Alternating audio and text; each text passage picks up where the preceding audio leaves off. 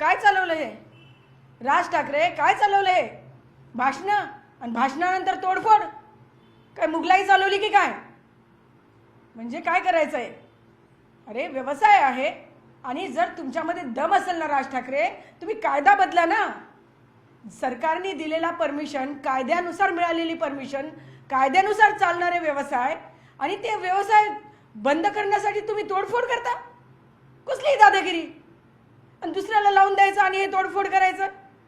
राज ठाकरे, त्यापेक्षा तुम्ही काय करा, थोडंसं कायद्याचं वाचन करा आणि तो कायदा बदला.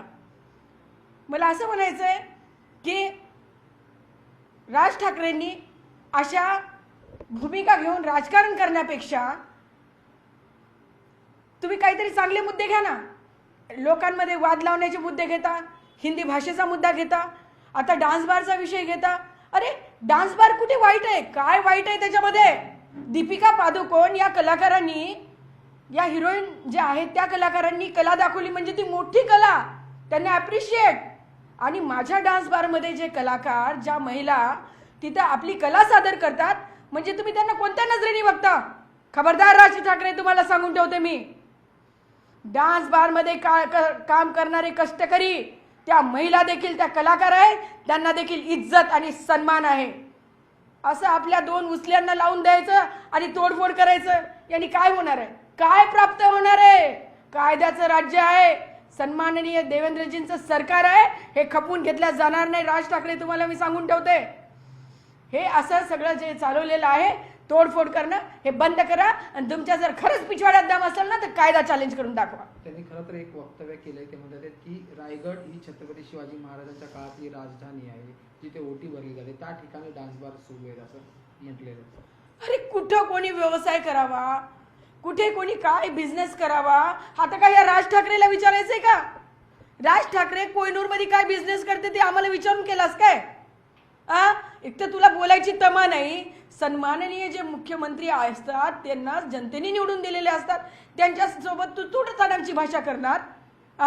आम्हाला तशीच भाषा तुझ्यासोबत करता येते, आम्हाला माहिती आहे कोणत्या लायकीत आहे. म्हणून मला हे सांगायचं आहे, तुम्हाला विचारून कोणताही बिझनेस केला जाणार नाही.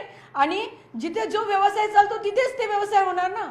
जिथे पर्यटन स्थळ आहे त्या पर्यटन स्थळाच्या ठिकाणीच तशा प्रकारचे व्यवसाय चालवले जातील आणि जे व्यवसाय जिथे चालतात तिथेच केले जातात. राज ठाकरे हा कोण? त्याची काय दानत? आणि कशामुळे म्हणतो की तिथेच जास्त आहे आणि इथेच जास्त आहे?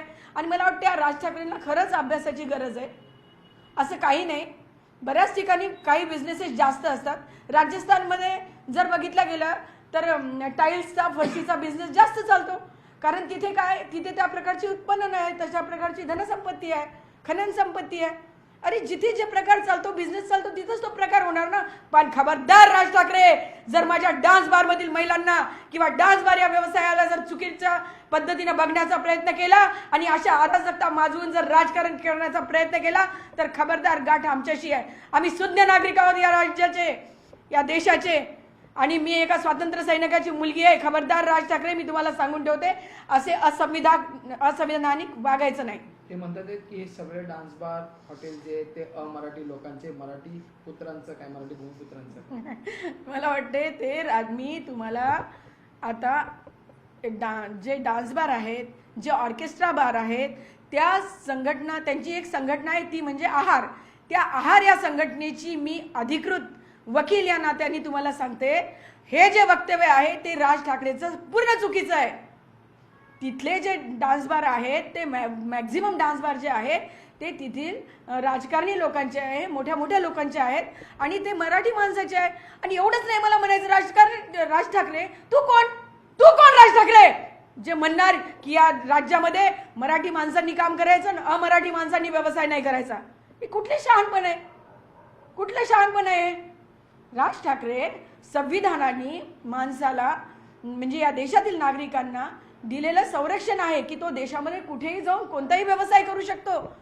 मग माणसात भांडण लावण्यासाठी, माणसामध्ये भांडण लावून राजकारण शेकण्यासाठी आपल्या चार उचल्यांना पकडायचं आणि तिथे काहीतरी भडकाऊपणाचं काम करायचं, भांडणं करायची, मारामारी करायची, यांनी राजकारण होत नसते. राज ठाकरे, तुम्हाला सर्वसामान्य नागरिकांनी, माझ्या जनतेनी तुम्हाला तुमची लायकी दाखवून दिलेली आहे.